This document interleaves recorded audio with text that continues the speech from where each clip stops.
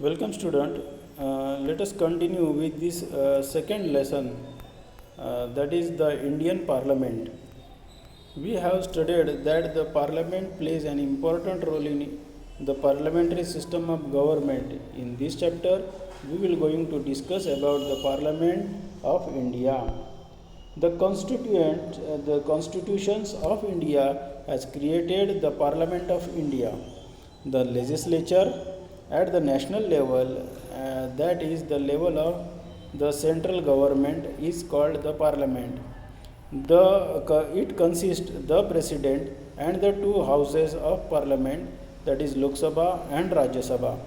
Through the president, through the president is an inseparable part of the parliament.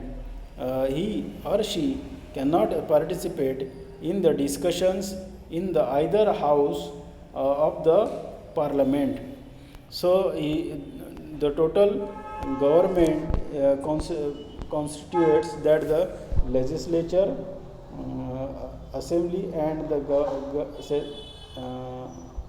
the president of the nations and the two houses of the parliament form the government. Okay. Um, So here are the two houses, that is the Lok Sabha, which is referred as a lower house. The member of the Lok Sabha are elected directly through the people. So here in India we have 543, near about 543 members of the parliament.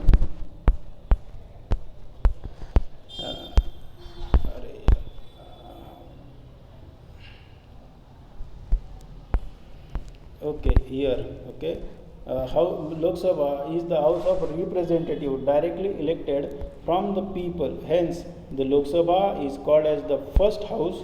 The member of Lok Sabha are elected directly from the people by the territorial constituencies. The tenure of the Lok Sabha is for 5 years.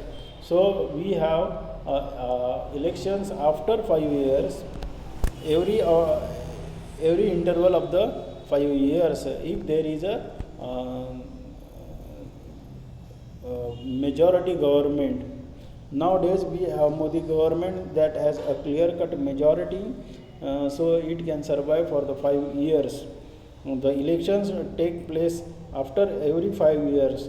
These elections are known as a general elections. However, there are examples when the Lok Sabha was dissolved before the completion of 5 years.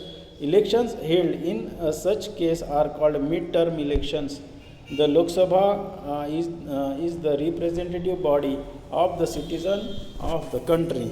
As per the constitutions, there can be the maximum 552 members in the Lok Sabha. To ensure equal representations to all sections of the community, some seats are reserved for the members belonging to scheduled castes, scheduled tribes.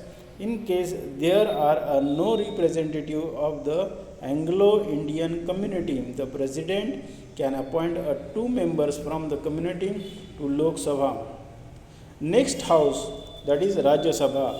It is considered as a upper house because the members of this Rajya Sabha are not directly elected through the people. The upper and the second house of the parliament is the Rajya Sabha, and the members of the Rajya Sabha are indirectly elected. The name suggests Rajya Sabha. Gives representations to the 29 states and seven union territories in India. Thus, the members of the Rajya Sabha work as a representative of the constituent state.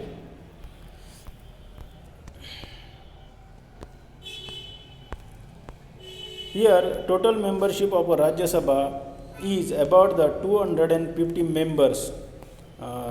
Among them, the 238 members are elected from the constituent states and union territories. All the constituent states do not get equal representatives in Rajya Sabha. It is proportionate to the populations of the each state. Remaining 12 members are appointed by the president. These members are usually experienced and distinguished personalities from the field of the different literature, art, science, and sports and social work. The members of Rajya Sabha are elected through the system of proportional representation.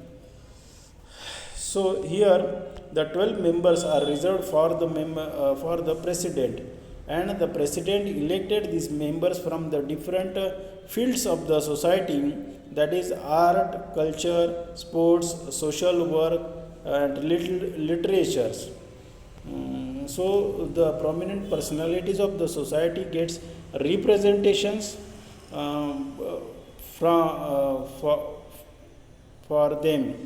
Rajya Sabha is never dissolved completely, hence it is called that the permanent house. 1/3 of the members of the total membership of the Rajya Sabha who have completed their tenure of 6 years retire after every 2 years, and equal members of the new members get elected. Because the limited members of the Rajya Sabha retires step by step, Rajya Sabha can function continuously.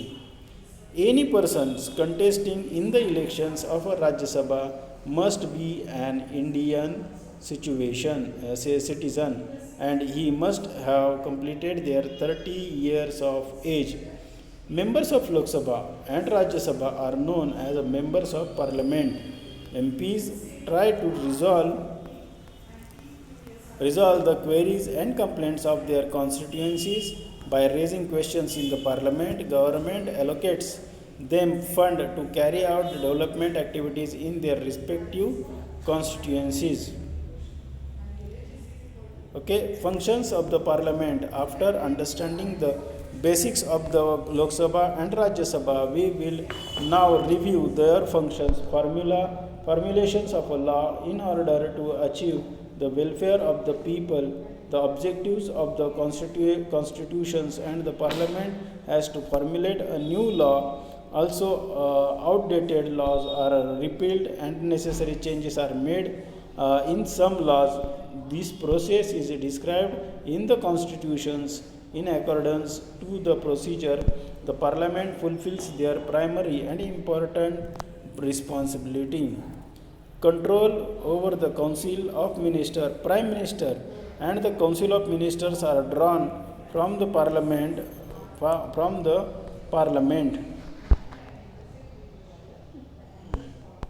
We have studied that the parliament plays an important role in the parliamentary system of government. In these chapters, we are discussed the parliament in India, the constitutions created.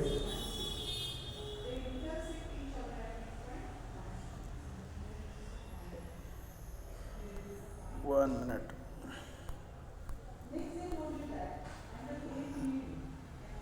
So here are the councils of ministers which are the main part of the government of India. About this Lok Sabha and Rajya Sabha, this minister of councils plays an important role. Here we have discussions about this system. So Mary said, Can I contest Lok Sabha elections after I pass my 10th standard?